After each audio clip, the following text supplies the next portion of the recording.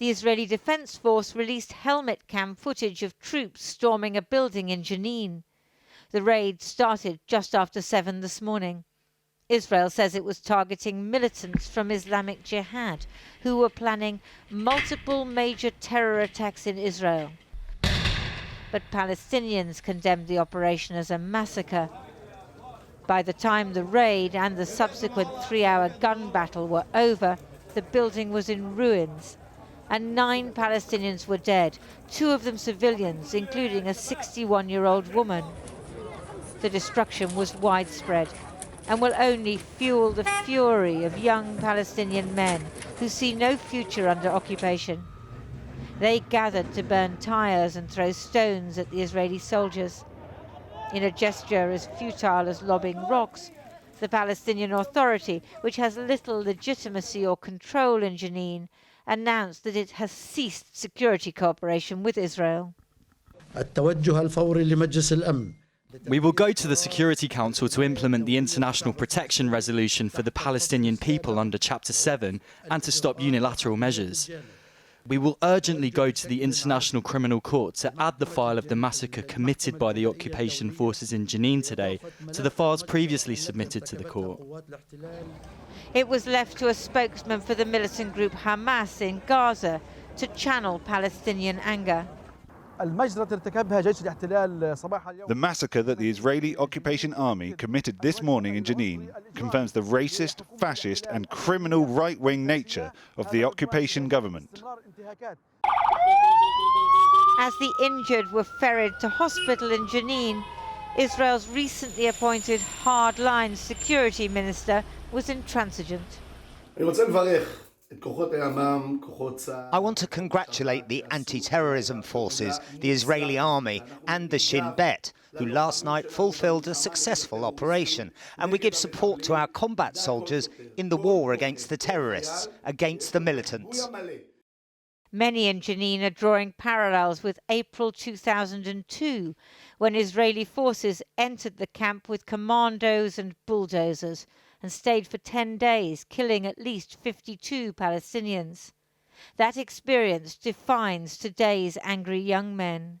To understand the society, you must ask yourself, where is the root of this? It's come from where? So this generation now, the fighters now, all of those people, they are already born in 2000 or 2002. I mean, they grow up with the idea of the fighters of the battle happened in 2002. When you find a young person, he's just 15, and he believes in resistance, in military resistance. He believes in to use the gun against the occupation because he grew up with this circle of violence. Today, the people of Jenin carried some of their dead through the streets before burial. More fury, more resentment of occupation. Last year, 220 Palestinians were killed by Israeli security forces. This year so far, another 29. The US Secretary of State is expected to visit the region next week, but gone are the days when America's top diplomat wielded a decisive influence over this, the most intractable of conflicts. Lindsay Hilson there. Well, a short time ago, I spoke to Aaron David Miller. He was the Middle East negotiator for the US State Department during the presidential terms of Bill Clinton and George W. Bush. We began by talking about how recent changes in the makeup of the Israeli government might have led to today's attack. You have another critically important element added to this volatile mix, which is the emergence last month of an Israeli government with at least 3 extremist ministers, 2 of whom are committed, as the Israeli government guidelines suggest, to exclusive and unquestioned Israeli control of the West Bank and Jerusalem. So you've got a volatile mix. A line from a great novel, Green Mantle, by John Buchan, written in the early 20th century, said there's a hot wind blowing from the east and the dry grasses await the spark. That's exactly what we're seeing, and I suspect it's going to get worse before it gets worse. Well, given what you've just said about the Israeli government, and we know that this is the most right-wing government in the history of that state, What sort of influence can President Joe Biden and indeed Secretary Blinken, who's due to visit next week, actually have? Well, look, let's be clear. Governing is about choosing.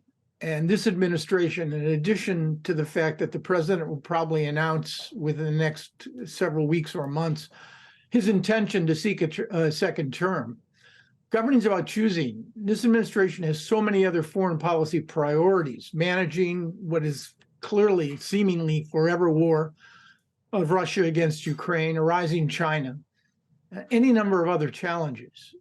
They'd like this issue to go away. From a political perspective, I think the president understands, given his predecessors, plural, former American presidents, reality that fighting with Israel is an occupational hazard that can be politically risky. And sadly, the best that you could hope for in this particular challenge between Israelis and Palestinians is to somehow try to find a way to stop the situation from de-escalating. You just don't have the leaders on either side willing or able to negotiate a conflict-ending agreement.